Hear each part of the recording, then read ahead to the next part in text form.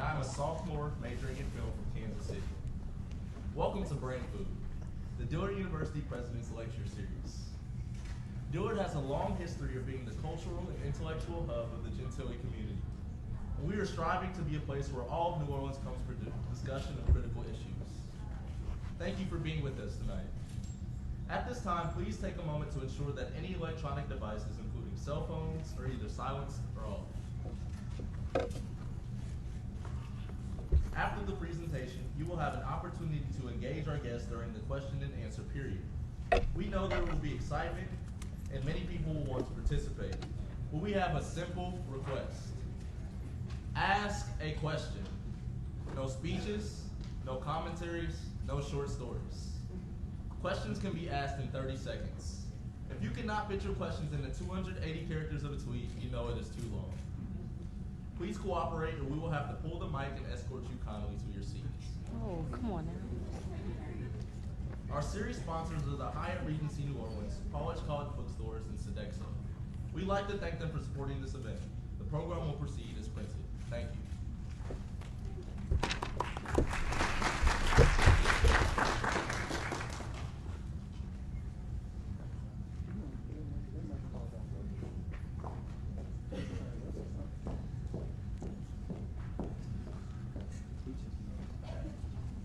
Good evening.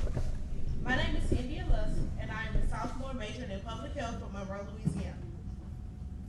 Dillard University was founded in 1930 through the merger of two schools, both founded in 1869. Straight College, founded by the American Missionary Association, which is now the United Church of Christ, and New Orleans University, founded by the Methodist Episcopal Church, which is now the United Methodist Church. In a cross-cultural collaboration, these different denominations, along with the citizens of the city, pooled resources for this new university, which opened its doors in September of 1935. This year, we mark 150 years since the university's founding in 1869. And while we know significant historical events, it is important for everyone to know that Dillard continues to make history today. Our College of Business recently was awarded ACBSP accreditation, the first in the history of the university.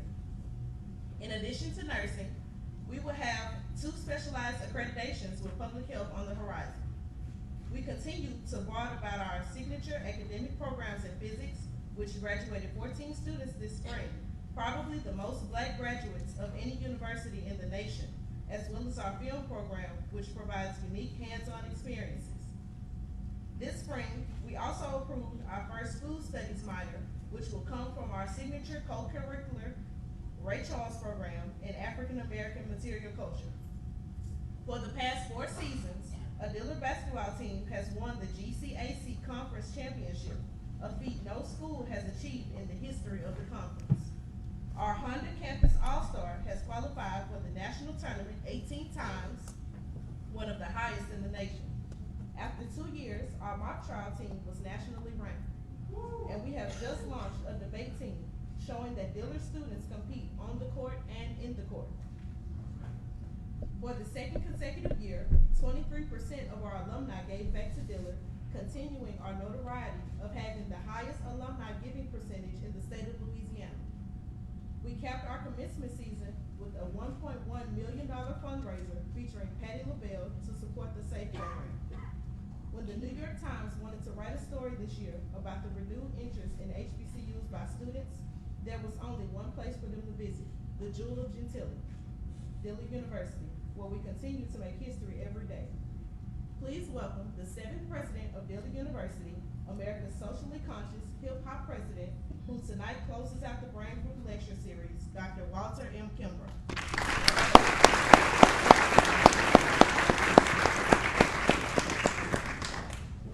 Good evening.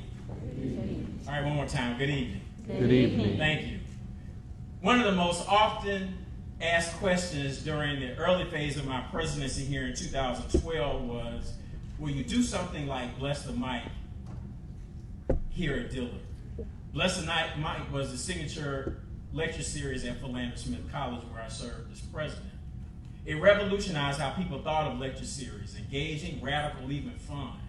After the series was started in 2005, it created a new wave of HBCUs following suit in developing creative lecture series. In fact, it is the longest running HBCU lecture series in the country, now in its 14th year. But I was skeptical about doing it here. This is New Orleans. There's so much happening all the time that people might not attend. I wasn't sure people were hungry for lectures. But I learned through my studies of Dillard that we actually have a long lecture history. Our first official president, William Stewart Nelson, launched what he called the aesthetic spirit of Dillard, designed to build a closer relationship between the students and the community, elevating awareness of the university throughout the nation.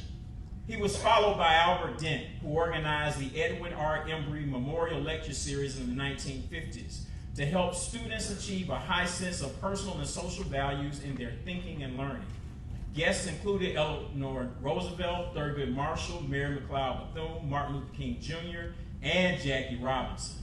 Broadus Butler established the Scholar Statesman Lecture Series in the late 1960s to bring to students and the community distinguished people who modeled excellence to which students aspired and the community respected.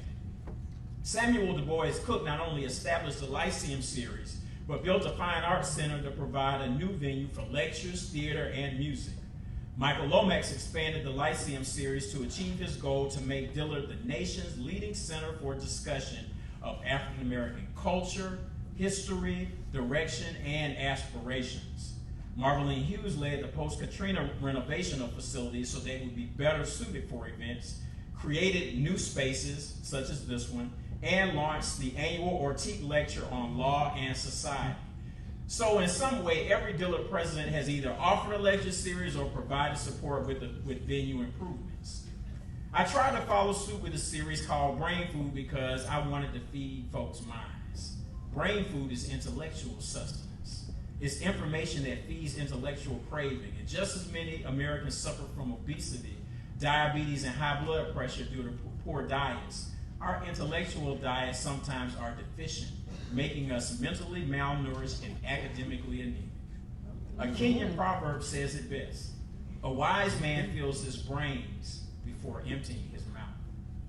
For 6 years, we brought a creative series.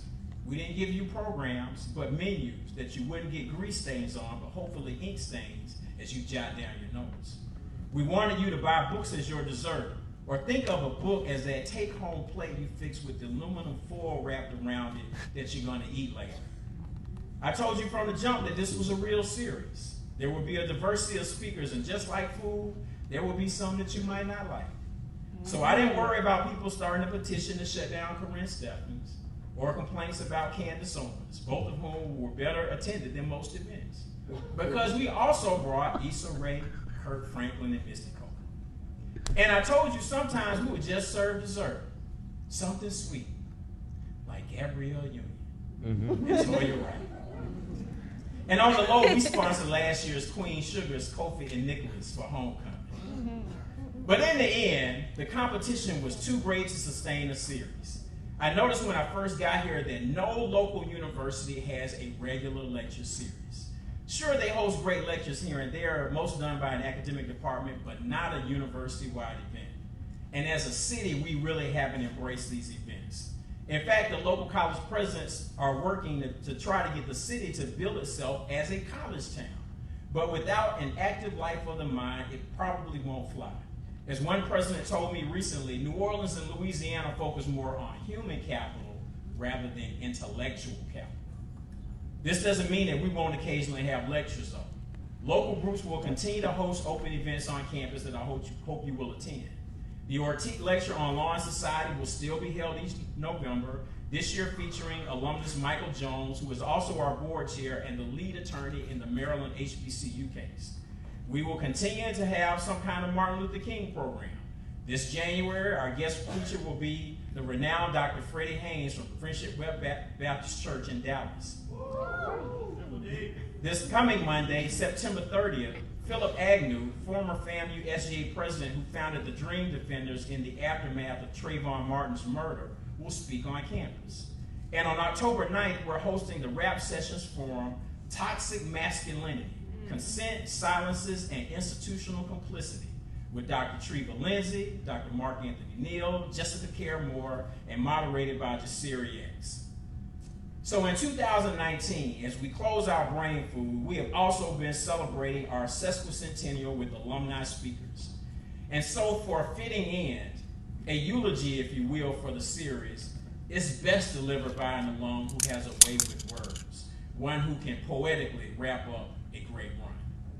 Jericho Brown is the author of 3 collections of poetry: The Tradition in 2019, longlisted for the 2019 Book Award; The New Testament 2014, which won the Ansfield Wolf Book Award and was named one of the best of the year by Library Journal, Cold Front, and the Academy of American Poets; and Please 2008, which won the 2009 American Book Award. The New York Times Book Review notes his most recent collection, The Tradition. In Brown's poems, the body at risk, the infected body, the abused body, the black body, the body in eros, is most vulnerable to the cruelty of the world. But even in their most searing moments, these poems are resilient out of necessity, faithful to their account of survival, when survival is the hardest task to all. So the Bible says, in the beginning, blackness, I am alive. About Please, Terrence Hayes wrote, this is poetry of bloodshed, the meaning of family, of love, of sexuality, the resonances of pain and the possibilities of redemption. Of the New Testament, Craig Morgan Teicher said in an NPR interview, what's most remarkable in these poems is that while they never stop speaking through gritted teeth, never quite make the choice between hope and fear, they're always beautiful, full of music that is a cross between the sinuous sentences of Carl Phillips, the forceful descriptions of Mark Doty, and hip rhythms of Terrence Hayes. They show Brown to be part of a new guard of black and gay writers, unwilling in their writing to confine their identities. These poems offer an unlikely kind of hope. Brown's ambivalence is evidence of a fragile belief in the possibility of change, of the will that makes change possible. And as Claudia Rankin simply puts it, Jericho Brown's poems offer their readers a window into his devastating genius. Brown is a recipient of the Whiting Writers Award and fellowships from the John Simon Guggenheim Foundation, the National Endowment for the Arts, the Radcliffe Institute at Harvard University, the Breadloaf Writers Conference, and the Krakow Poetry Seminar in Poland. He was a finalist for the Lambda Literary Award, the Tom Gunn Award, and the Hurston Wright Poetry Prize. His poems have appeared in The Nation, The New Yorker, The New Republic, and the Best American Poetry. Jericho Brown grew up in Louisiana and worked as a speechwriter for the mayor of New Orleans before earning his PhD in literature and creative writing from the University of Houston. He also holds an MFA in creative writing from the University of New Orleans and graduated magna cum laude from Dillard University. He is an associate professor and the director of creative writing of the creative writing program at Emory University in Atlanta. So, for the last time as we close out this series, I will use the same phrase. Please welcome our Brain Food guest chef, Shreveport's own, Jericho Brown.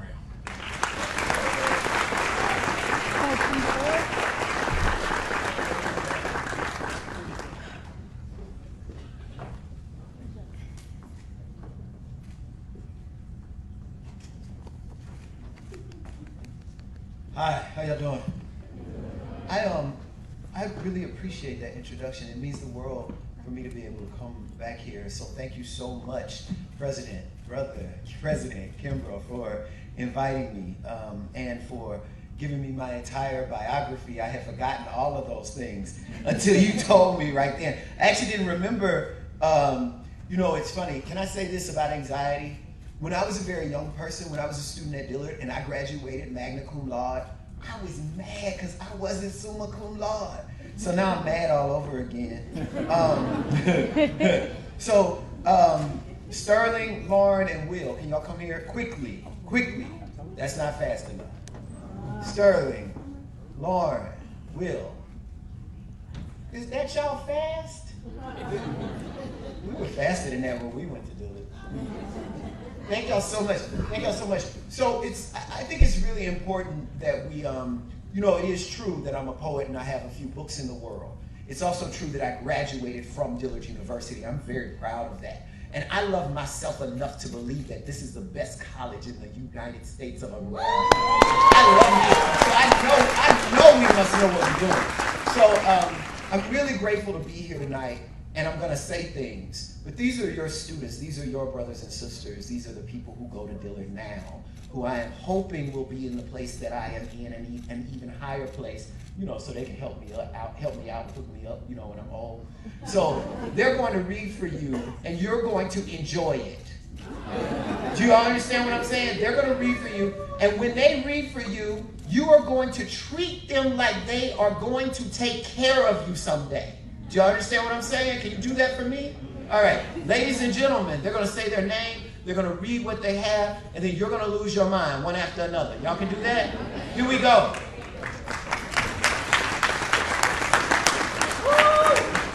Hello everyone, I am Sterling Miller. This is called A Fearsome Mind. It whispered to me, told me to retract from something that could crumble me like old bricks, down to the bite of dusty death. I saw the pressure tight against my levees. I wondered if they burst in all directions, the water scattered across my hollow rock bottom. Would I ever get back up? Would my bruises ever smile in the sun? Would I let my cries leave the closet, leave and run? Thank you.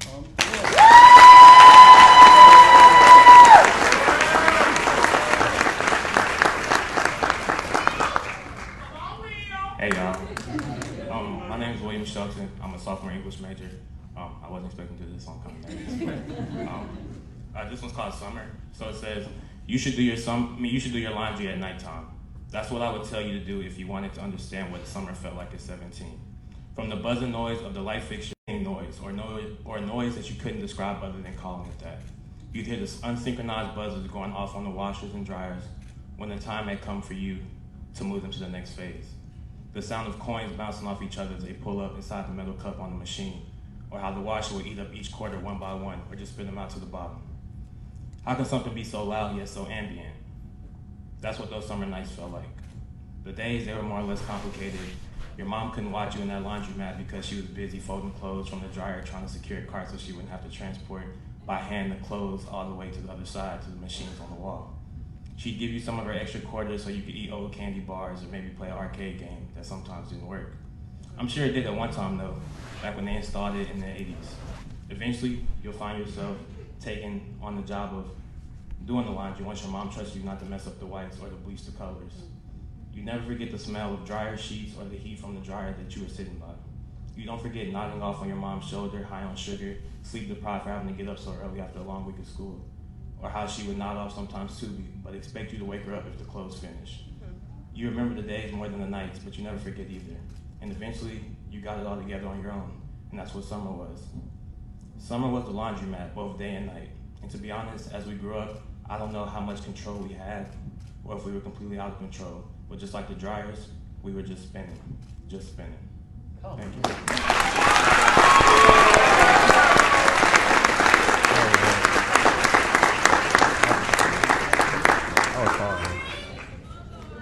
Hey y'all. I'm nervous too, I'm sorry. My name is Lauren Rhodes. I'm going to read a short excerpt from a story that I wrote. The story is called Time Well Wasted. I'm just going to go right into it. 7 years, 5 months, 2 weeks, silence. Standing there, all I could see were the tears running down my mother's face. She was talking to me, but the silence was screaming so loud that I couldn't make out most of what she was saying. I couldn't move or think or really even breathe. Somehow, through the silence, one single word pierced through. Dead. It pierced my heart like a dagger and sliced it in half. As the blood flowed from my chest, I waited to see that shimmering sea to emerge and rescue me, but it never did. I stood there, frozen and bleeding, until all the life that was in my body was puddled on the floor. My body was once again submerged in that ocean of blood, tears, and loneliness, except this time I drowned. All right.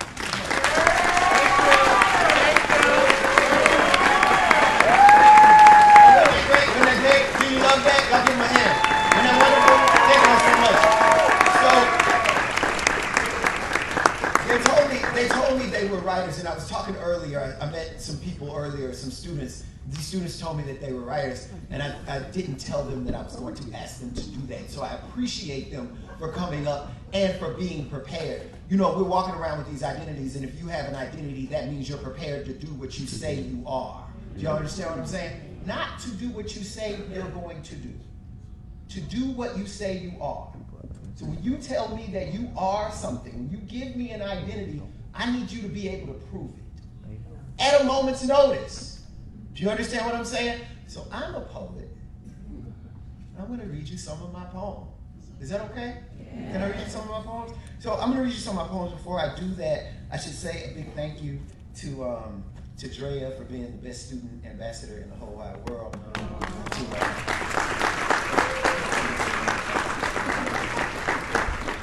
My line brother Ray is here to see me, and I really appreciate that. My No More Literary Society sister, Marianne, is here. And my friend Carvis came all the way from Houston, Texas, here to see me.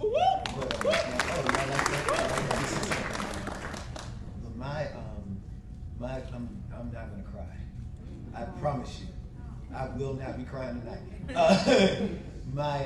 My very first poetry teacher, Mona Lisa Savoy, Dr. Mona Lisa Savoy.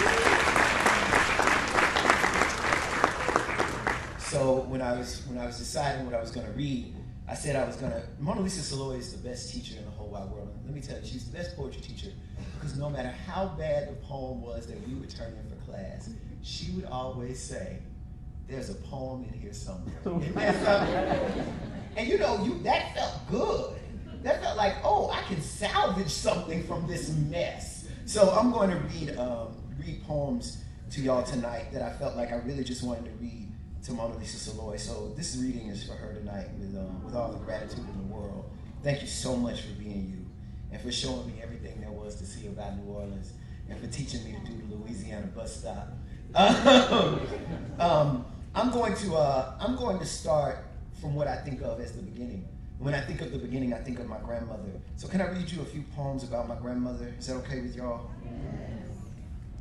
For this first poem, the only thing you need to know is that the song you hear on the radio all the time, if you listen to any old school R&B, you'll hear a song called Memory Lane, which was sung by a woman named Minnie Riperton. The song came out after she died in 1979. If you don't know who Minnie Riperton is, you might know one song by her. She's that singer who's known as being one of the biggest influences for people like Mariah Carey, because she could sing that really high whistle register note in her songs. The song that you might know by her, that you know the chorus of it at least, is a song called Loving You. And the chorus is something like, la la la la la, la la la la la, la la la la la la la la. There you go. Very good.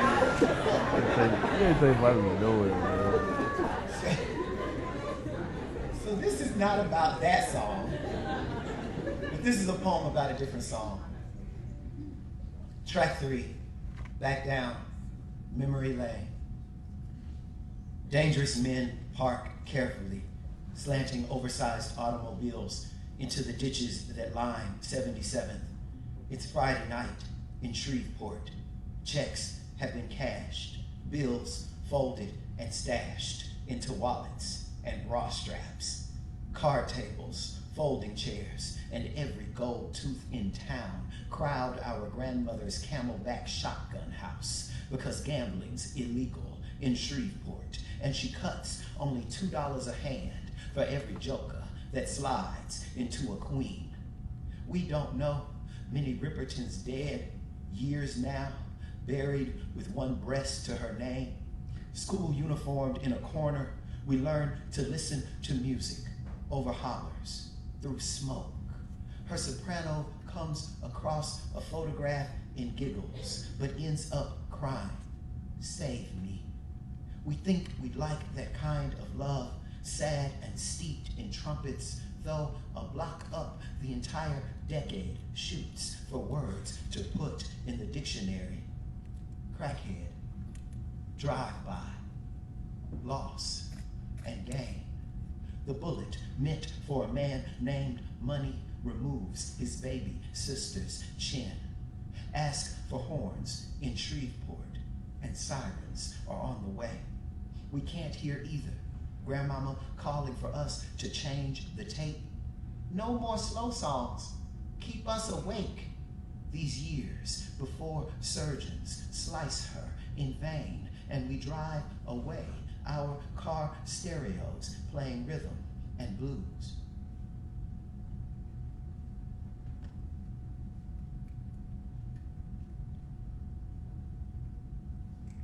This next poem has a, the only thing you need to know for this next poem is that this next poem, I like music, I like old music, I like a lot of music born before I was born. This next poem has, it makes a reference to a singer by the name of Stephanie Mills. I know y'all never heard of Stephanie Mills. Stephanie Mills is a singer who has a song called I've Learned to Respect the Power of Love. Now, if you're in love, or if you want to be, you might want to listen to this song. It'll help you out. So I mentioned her hitting a really high note in this song. I think everything else you need to know you'll hear. It's another poem about my grandmother. Good white people. It's something my grandmother liked to say. Y'all never heard people say good white people? It must be a Shreveport thing. Nah. Good white people. Good white people. Not my phrase, I swear, but my grandmother's. When someone surprised her by holding open the door, or by singing that same high C Stephanie Mills holds near the end of I have learned to respect the power of love, or by gifting her with a turkey on the 24th of December after a year of not tipping her for cleaning what they could afford not to clean. You'll have to forgive my grandmother with her good hair and her good white people and her certified good slap across your mouth. Crack the beaten door to eat or sing, but do not speak evil. Dead, black woman I still love. She didn't know what we know. In America today, anyone can turn on a TV or look out a window to see several kinds of bird in the air, while each face watching smiles and spits, cusses and sings a single anthem of blood. All is stained. She was ugly. I'm ugly. You're ugly too. No such thing as good white people.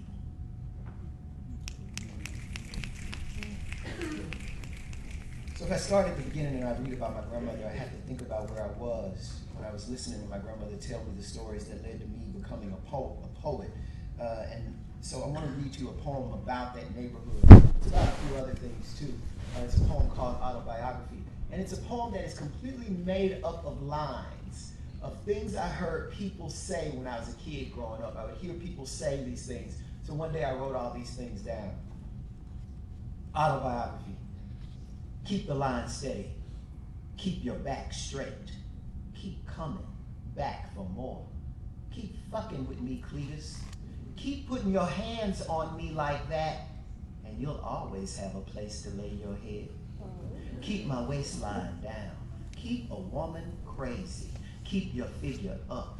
Keep your man happy. Keep your daddy off your mama, or next time I'm calling the police. Keep these nappy-headed children off my green grass. Keep talking smart if you want to. Keep looking at my man, and I'll cut you a new eyelid. Keep looking me in my face when you tell your next lie. Keep on walking, I ain't talking to you anymore. I keep holding that last note. Keep singing while I get the splinter out. Keep singing for Jesus, baby, and everything will be all right. Keep me in your prayers. Keep us in your thoughts. Keep your eyes on the black one. He ain't got no sense. Keep your money in your pocket, Nelson. These hoes giving it away. Keep this one occupied. I'll get his wallet. Keep on living, honey, and you'll get old too. I like these snaps. That's nice. Y'all are snapping people. So another thing that went on when I was a kid growing up in that neighborhood, in that community, was work. Labor. I spent what like Saturday sent sweating and learned to cuss, cutting grass for women kind enough to say they couldn't tell the damn difference between their mowed lawns and their vacuumed carpets just before handing over a $5 bill rolled tighter than a joint and asking me in to change a few light bulbs. I called those women old because they wouldn't move out of a chair without my help or walk without a hand at the base of their backs. I called them old, and they must have been. They're all dead now, dead, and in the earth I once tended. The loneliest people have the earth to love, and not one friend their own age, only mothers to baby them, and big sisters to boss them around. Women you want to please, and pray for the chance to say please to. I don't do that kind of work anymore. My job is to look at the childhood I hated and say, I once had something to do with my hands.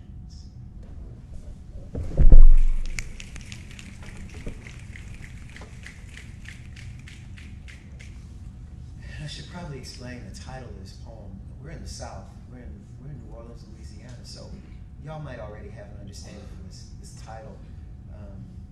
I grew up in Shreveport. I came here to New Orleans. I lived here almost 10 years, and then I lived in Houston, Texas. And then I moved to San Diego, California, which is where I found out that I had an accent. No clue before that. I found out I had an accent, and I also found out that there were all these words that I used at home that weren't really words. And I had no clue that they weren't words, and I missed hearing them so much that I started writing poems that were titled after this word.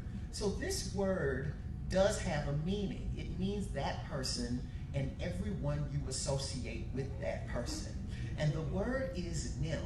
Now, y'all don't know, many of you don't know this word, so I'm going to use it in a sentence. So y'all ready? So if you went to high school with somebody that you haven't seen in a long time, and you were friends with them and you knew their family, when you see them, you would say, hey, how is you doing?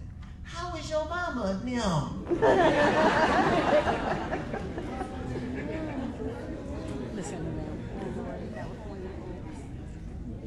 No.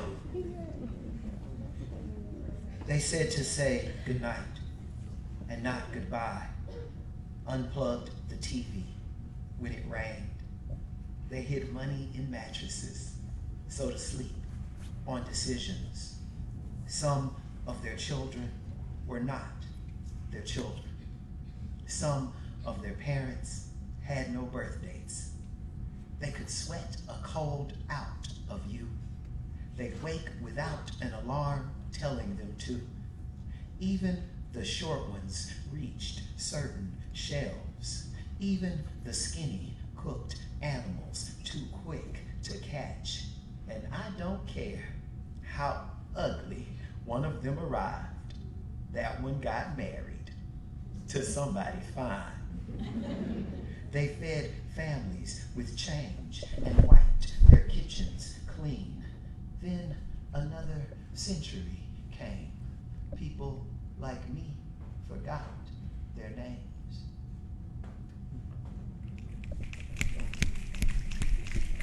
So when you're thinking about your community and where you're from, there are the people who came before who allowed your community to be. One of those people I found in the public library when I was a kid, I found the poems of Langston Hughes, who, as far as I was concerned, was my friend who lived in my neighborhood. I used to love his poems so much. So this next poem I'm going to read for you is a poem in the voice of Langston Hughes. There's a direct quote. I made all these lines up though. Except for, there are 4 lines that are a direct quote from Hughes, and you'll hear them, I think, when they come. The other thing you need to know before I read the poem is that Langston Hughes loved a diva. He loved to hear a woman holler when she would sing. So his favorite singer was a woman named Bessie Smith, who was known as the Empress of the Blues. If y'all don't know Bessie Smith, Queen Latifah plays her life in a story that was brought to us by HBO. You also just need to know and remember that Harlem is one of our chocolate cities within the city of New York City, populated mostly by black people. I think that's all you need to know before I read this poem. Are y'all ready to hear it? Yeah. Oh, there's one more thing. It's very important. There's a poem. Do y'all know this poem by Langston Hughes? It's called The Negro Speaks of Rivers. Have y'all ever heard of this poem? They still teach this in schools sometimes. So this poem, The Negro Speaks of Rivers, it's like one of the greatest poems of all time. Like if you get any poetry anthology in the English language, it will include The Negro Speaks of Rivers. And it's like a poem he's so well known for. Well, Langston Hughes, you have to know to understand this poem, you have to know Langston Hughes wrote The Negro Speaks of Rivers when he was 18 years old. He was younger than some of y'all. Every time I think about that, every time I think about Langston Hughes writing a poem that great when he was only 18, I really hate Langston Hughes. Langston's Blues. O blood of the river of songs, O songs of the river of blood, let me lie down. Let my words lie sound in the mouths of men, repeating invocations, pure and perfect as a moan that mounts in the mouth of Bessie Smith. Blues for the angels kicked out of heaven. Blues for the angels who miss them still. Blues for my people and what water they know. Oh, weary drinkers drinking from the bloody river. Why go to heaven with Harlem so close? Why sing of rivers with fathers of our own to miss? I remember mine and taste a stain like blood coursing the body of a man chased by a mob. I write his running, his sweat. Here he climbs a poplar for the sky, but it is only sky. The river, follow me, you'll see. We tried to fly and learned we couldn't swim. Dear singing river full of my blood, are we as loud underwater? Is it blood that binds brothers, or is it the Mississippi running through the fattest vein of America? When I say home, I mean I wanted to write some lines. I wanted to hear the blues, but here I am swimming the river again. What runs through the fat veins of a drowned body? What America can a body call home? When I say Congo, I mean blood. When I say Nile, I mean blood. When I say Euphrates, I mean if only you knew what blood we have in common. So much in Louisiana, they call a man like me red. And red was too dark for my daddy. And my daddy was too dark for America. He ran like a man from my mother and me. And my mother's sobs are the songs of Bessie Smith, who wears more feathers than death. Oh, the death my people refuse to die. When I was 18, I rode down the river, though I couldn't win a race, climbed a tree that winter, then fell flat on my wet, red face, line after line. I read all the time, but there was nothing I could do about race. So So I read to you about my grandmother, and I read to you about my community. And so now I'll read to you about the people that we avoid talking about at all, and that's my parents. So I'll start with a poem that seems to be about my father, but it's also about prayer and the irony of prayer. No matter what we were doing in the family where I grew up, we always included and began with prayer. So, prayer of the backhanded. Not the palm, not the pear tree switch, not the broomstick, nor the closest extension cord, not his braided belt, but God bless the back of my daddy's hand, which holding nothing tightly against me and not wrapped in leather, eliminated the air between itself and my cheek. Make full this dimpled cheek, unworthy of its unfisted print, and forgive my forgetting the love of a hand hungry for reflex, a hand that took no thought of its target, like hail from a blind sky, involuntary, brutal, fast. God bless the boy who believes his best beatings lack intention, the mark of the beast. Bring back to life the son who glories in the sin of immediacy, calling it love. God save the man whose arm, like an angel's invisible wing, may fly backward in fury, whether or not his son stands near. Help me hold in place my blazing jaw as I think to say, excuse me.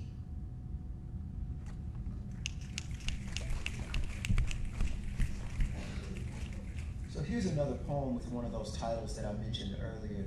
My favorite phrase in the world that I heard in New Orleans, Louisiana, is the title of this poem. I'm not going to explain this phrase because I think some of y'all know it. 4 in the morning. My mother grew morning glories that spilled onto the walkway toward her porch because she was a woman with land who showed as much by giving it color. She told me I could have whatever I worked for. That means she was an American. But she'd say it was because she believed in God. I am ashamed of America and confounded by God. I thank God for my citizenship in spite of the timer set on my life to write these words. I love my mother. I love black women who plant flowers as sheepish as their sons. By the time the blooms unfurl themselves for a few hours of light, the women who tend them are already at work. Blue. I'll never know who started the lie that we are lazy, but I'd love to wake that bastard up at 4 in the morning, toss him in a truck, and drive him under God past every bus stop in America to see all those black folk waiting to go work for whatever they want. A house, a boy to keep the lawn cut, some color in the yard. My God, we leave things green.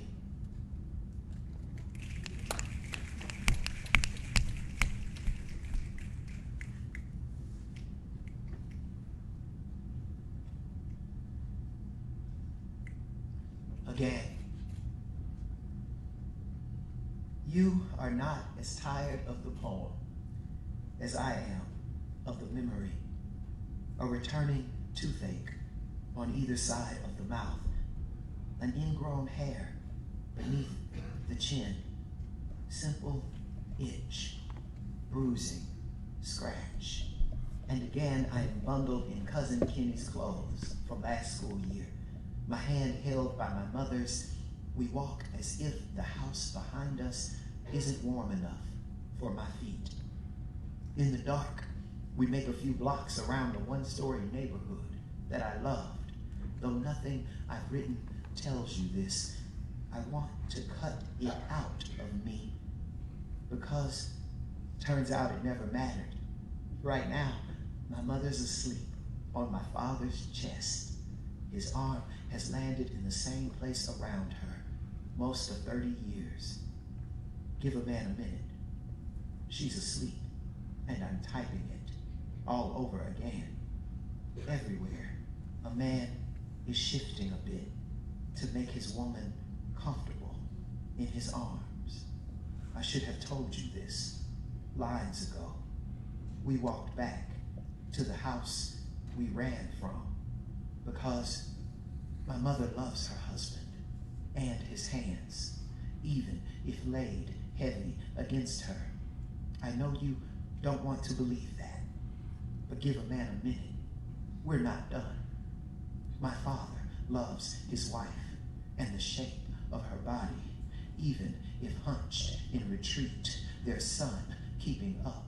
I'm so sick of it. Another awful father scarring this page too, a bruising scratch. We walked back through an open door, and why don't I mention he kissed my forehead before covering me on the couch that was my bed. Listen, and you can hear them in the next room, planning names for the youngest of us, then making love loud enough for the oldest to learn.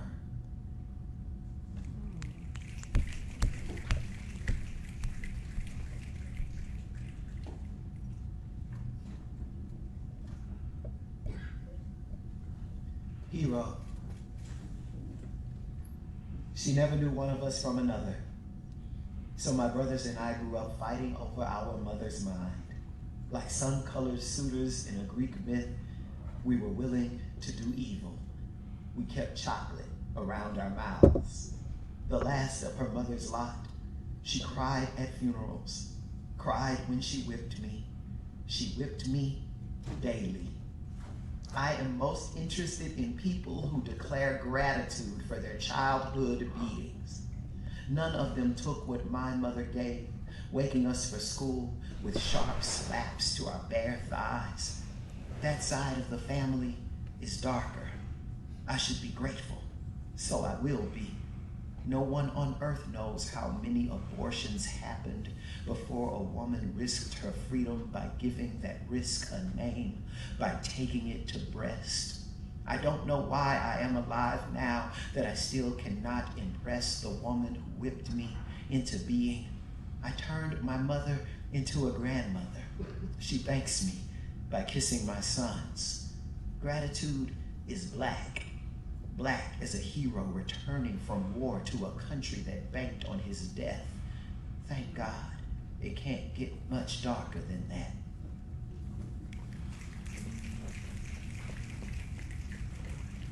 So it's easy to write about the people you love. I think, sooner or later you have to do the hard thing and write about yourself.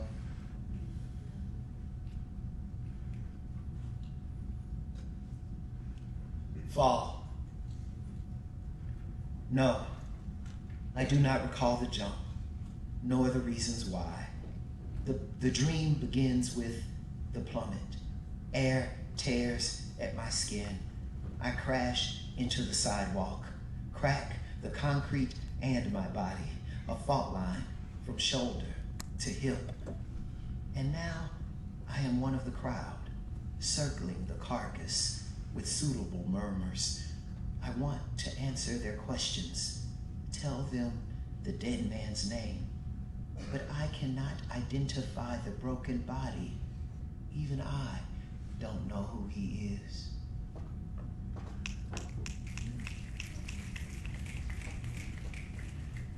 For this next poem, I wrote this next poem after finding out about and being confounded by the very long list of people who have supposedly committed suicide while in police custody. That list includes people like Jesus Huerta in North Carolina, who, after having been patted down while handcuffed on the walk from the police cruiser to the building where he was to be booked, somehow managed to shoot himself in the back corner of his head. Or Victor White III in Louisiana, who, after having been patted down while handcuffed, sitting in the back seat of a police cruiser, somehow managed to shoot himself in the upper back. Or Sandra Bland in Texas, who after a day of fighting for her life, hanged herself with a trash bag in a cell where there is video footage of her up until the moment that the coroner says she must have hung herself with a trash bag. Bullet points. I will not shoot myself in the head, and I will not shoot myself in the back, and I will not hang myself with a trash bag. And if I do, I promise you, I will not do it in a police car while handcuffed, or in the jail cell of a town I only know the name of because I have to drive through it to get home. Yes, I may be at risk, but I promise you, I trust the maggots who live beneath the floorboards of my house to do what they must to any carcass, more than I trust an officer of the law of the land to shut my eyes like a man of God might, or to cover me with a sheet so clean my mother could have used it to tuck me in. When I kill me, I will do it the same way most Americans do. I promise you, cigarette smoke, or a piece of meat on which I choke, or so broke I freeze in one of these winters we keep calling worst. I promise if you hear of me dead anywhere near a cop, then that cop killed me. He took me from us and left my body, which is, no matter what we've been taught, greater than the settlement a city can pay a mother to stop crying, and more beautiful than the new bullet fished from the folds of my brain.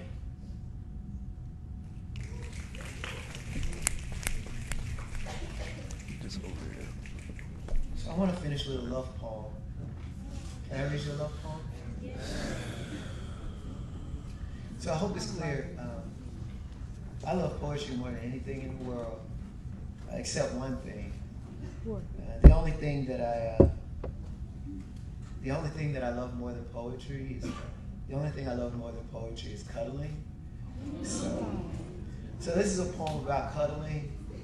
I'm very proud of this poem because I got to bring my two favorite things in one place at the same time. And it's a love poem, so you can get, this is reason to get closer to somebody if, you sit next to somebody and you're trying to find a reason Don't touch to be close. me. Don't touch me. Don't touch me. I know, it's hard to tell. Sometimes it's hard to tell. You're looking for and it's like, is something going on? Or y'all together? Or no? You know what I'm saying? So, you never know which night might be finally. So this might help. Here to help. Whatever works. Not today. Stand. Peace on this planet, or guns glowing hot. We lay there together as if we were getting something done. It felt like planting a garden or planning a meal for a people who still need feeding. All that touching, or barely touching, not saying much, not adding anything. The cushion of it, the skin and occasional sigh, all seemed like work worth mastering. I'm sure somebody died while we made love. Somebody killed, somebody black. I thought then of holding you as a political act. I may as well have held myself. We didn't stand for one thought, didn't do a damn thing. And though you left me, I'm glad we didn't. Thank y'all so much.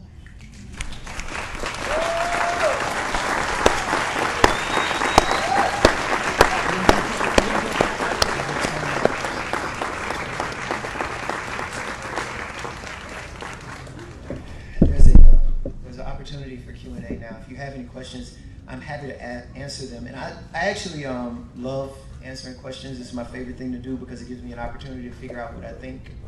If you ask me a question, I have to tell the truth. So y'all can ask me whatever y'all want. Y'all can ask me about my poems or about poetry in general. You can ask me how long it took me to get my hair like this, whatever whatever is you're the interested question. in, I'll answer. How long? How long did it And take? since I like this so much more than I like reading poems, we can do it for as long as they let us do it, if that's okay with y'all. Mary Ann has a question, yes. So you invented a new poetic form. Can you Yeah. explain the form? Because I still can't understand. So if you look up Jericho Brown invention on the Poetry Foundation site, you will find the guidelines for the form. I invented a form. There are 3 forms that I've been really either battling with or in love with for most of my life.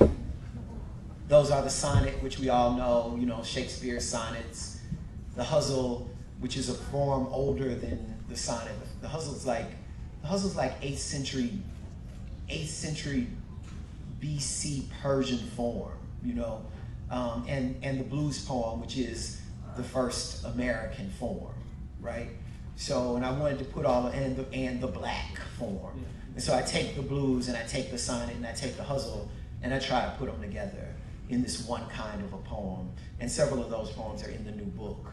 And it's just really about repeating lines and finding a way to repurpose a line or to repeat a line for the sake of emphasis. So, does that answer you? One of the things I was interested in is how you get called to the mat on identity and how I feel like I am everything I am whole. Like I feel like I'm 100% Southern and I'm 100% Black. And I feel like I'm often asked to break these things up in terms of percentages or something. And I'm not interested in that. I'm interested in being whole. I'm not real good at math either. Other questions? I thought I saw a question. Oh, yes, right here. Hello, my name is Leah Page. Hey, Leah. How are you? How are you doing? Hi, well, how are you? Wow. Course is Leah. I'm a sophomore English Why, you major start here at working Dillard on it? University. I can't hear her And I'm question because you're talking. Arkansas. What'd you say? Leah, you. I'm Leah Page. I'm a sophomore English major from here, from Dillard University, from Dillard, Arkansas. And my question is this. I know as a writer, you have a lot of different inspirations, and those inspirations allow you to be able to say what you have to say in your own right. Is that right? Yeah. So if you had the chance to sit with 2 writers, living or dead, who would you sit with? What would you ask them and why? Ooh. Yeah, Langston Hughes. I don't think that's a fair question. I don't I get the question. I'll answer the question, but it's not fair. There's way too many dead people. There's really a lot. I mean, really think about all of the dead people. Okay, y'all just take a second. Okay, like that many. As a matter of fact, all you have to do is just think about the dead Black people. You don't even have to think about the rest of them. That's way too many people for me to. Huh? How about 5? No. And you know who comes to my mind first? Who comes to my mind first is Frederick Douglass. I would like to talk to Frederick Douglass about how on earth you learn to read and write without anybody teaching you to read and write, and how you get so good at it that you write the autobiography, that you write what is it to be a slave on the 4th of July. A lot of Frederick Douglass gets taught over and over again, but he's got a lot of work out there that's just really damn good and rhetorically genius, man. He's just a great writer. What does it mean? Frederick Douglass is the first Black person to ever enter the White House through the front door. Do you know what I'm saying? Like, Abraham Lincoln had Frederick Douglass stand in the receiving line at the White House after the Civil War. Like, what was that like, Fred? Do you know what I'm saying? Like, I would want to know about that, and I would want to know, given changes in time, what he would think about Black folk given those changes in time. The other thing that I think a lot of people don't know about Frederick Douglass is Frederick Douglass was an abolitionist, a world-renowned abolitionist. He was known as a great public speaker. But even Frederick Douglass, I think it's important for us to know that when the white abolitionists would go from one place to another to make their speeches, they wouldn't let Frederick Douglass ride in the carriage with them. He had to walk behind the carriage to go to the same places that his friends, his well-meaning white progressive liberal friends, had to go to talk about freeing slaves. So I want to talk to him about those things, and because, just thinking about it makes me feel a great deal of gratitude. I can find myself complaining about things sometimes, but if I just say Frederick Douglass, then I don't really have that much to complain about. So he's cool. The second person, see, that's harder to do. I wouldn't want to narrow that down. I mean, I would want to talk to James Baldwin, obviously. I would want to talk to Gwendolyn Brooks. Obviously, I met Gwendolyn Brooks here. Mona Lisa Savoy actually introduced me to Gwendolyn Brooks and took me to a dinner. Gwendolyn Brooks was an angel on earth. And I wish when I met her that I had the chutzpah enough to actually talk to her more directly. But she changed my life. She changed my life in one night. I had dinner with Gwendolyn Brooks, and Gwendolyn Brooks turned to me. I was 19 or 20 years old. And Gwendolyn Brooks turned to me and she said, "So what is your conception of the line?"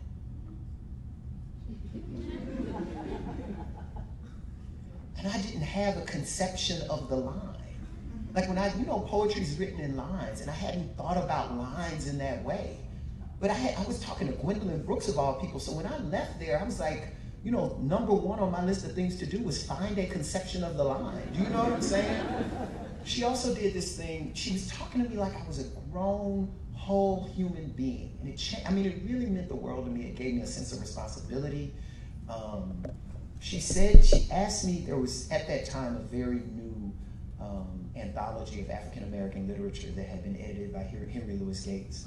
And she said to me, this happened at Dookie Chase. She said to me, "Have you read the new Gates anthology on black literature?" And I said, I hadn't read nothing. I hadn't read my assignment for tomorrow. I hadn't read anything. I said, "No, I haven't read it, Miss Brooks." And she said, "Oh, well, he left out." And then she started talking about writers he left out, but he included. Then she started talking about writers he included. And I was sitting there like trying to follow along with the conversation. And she knew this. I didn't know it at the time, but she knew this. So we used to have mailboxes here where you would have to go get your mail. And I don't know if life is still that way. I lived on campus. And I remember going to get my mail, and it was a big deal if you had mail. Hardly anybody ever got any. People would be real jealous, and you knew who came from families with money because they would have care packages. But I checked the mail, and I had a slip, and I was like, "Oh, I have a package. It won't fit in the mailbox. Wow." So I went and I gave the slip to the person behind the counter, and she handed me this, the envelope. I opened the envelope, and it was a book. And Gwendolyn Brooks had sent me that book that she was talking about at the dinner. Do y'all know what I'm saying? And y'all know what I did? I read that book. And it was the first anthology of black literature. I mean, now I've read like 37 anthologies of black literature in my life. It was this thick too. And I was like, "Oh, I'm gonna read this thing. This woman has sent me. Next time I see her, I'm gonna be ready for that." You know what I mean? And but it changed my life, and it let me know what I would have to do if I was gonna be a poet. So those are two. But I didn't say what I would ask her. But can we go on though? Because it's so hard. Thank you, Liv. Any other questions? Yes. Good evening. My name is Mariah Johnson. I'm a psychology major from Oakland, California. You wrote your question down. I'm very afraid. Yes, I have trouble remembering. So, I too, am a writer. As a poet, I sometimes struggle with like bearing my soul in front of an audience, allowing myself to be vulnerable. And I'm just wondering how it makes you feel physically, mentally, emotionally to share such deep aspects of yourself through your writing while presenting to an audience. Oh, it's scary and it hurts. And it never goes away. It hurts. And you have to continue to court it because it's what you've been called to do. So when I think about myself, I don't really think about myself in terms of me. I think about myself in terms of my grandmother. Both of my grandparents were sharecroppers, as young as I am, on both sides of my family. And my grandfather had 13 kids and sent 8 of them to college. Why he knew what a college was, I don't know. The white people where he lived, who he was working for, their kids didn't go to college. Do you understand what I'm saying? So when I think about the risks that people think I'm taking, and I think about the people I love, the people I think of as role models, the people I idolize, those risks are never as big as those other risks. The risks I'm taking are not Harriet Tubman-sized risks. They're just not. Do you understand? And yet I want to live a life that's like Harriet Tubman's life.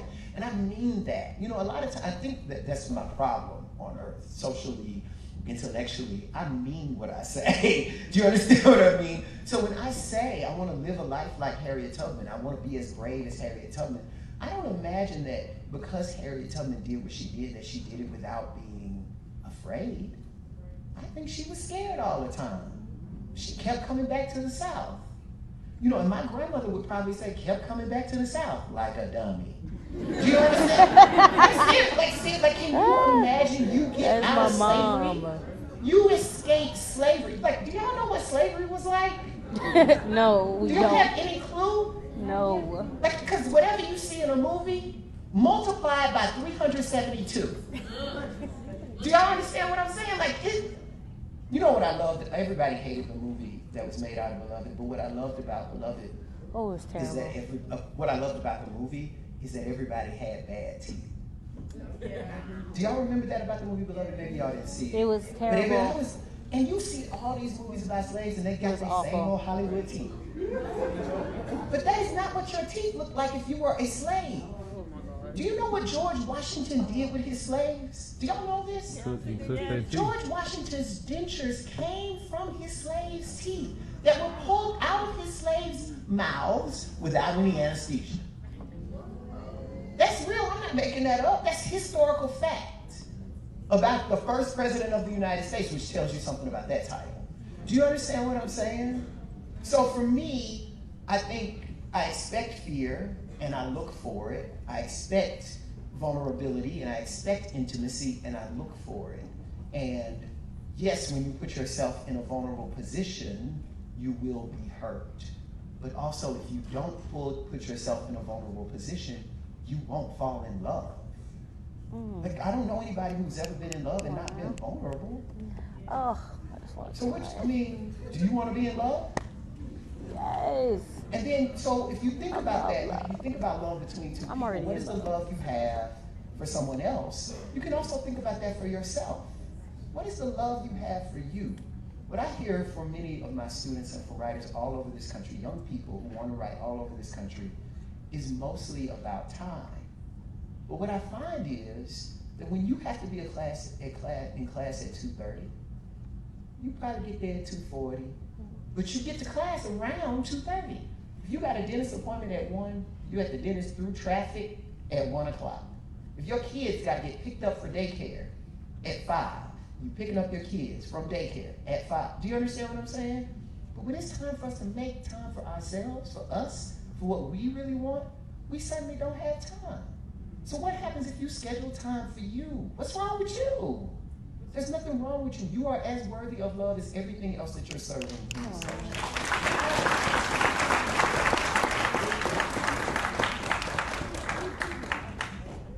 Are there other questions? I thought there was one over there, but maybe not. We're gonna do one last one, because I want to make sure I got time for just to prepare the folks. Those of y'all with jobs all the time, I need y'all to go buy a book or a couple books to give to the students. So that's why I got somebody text me say I need to get ready to go, but I want to buy some books for some students. So I don't want the students to miss their blessing. So we're gonna get one last question.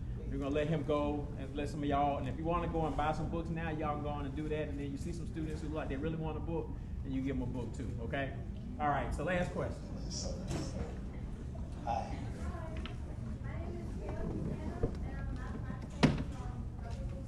Y'all are so great.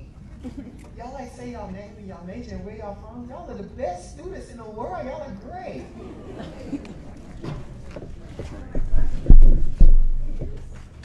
Like for a Dillard student who aspires to be a writer like you, what advice do you have to give us? You know, I asked Nikki Giovanni this once, and she said, and I think it's been good. She said, never say no. And I think it's a good idea that you just never say no. I used to tell my students, never say no, but use condoms. But I just think if there is an opportunity or an experience that becomes available to you, take it. Do it. Say yes. Say yes. Just say yes. Thank y'all so much.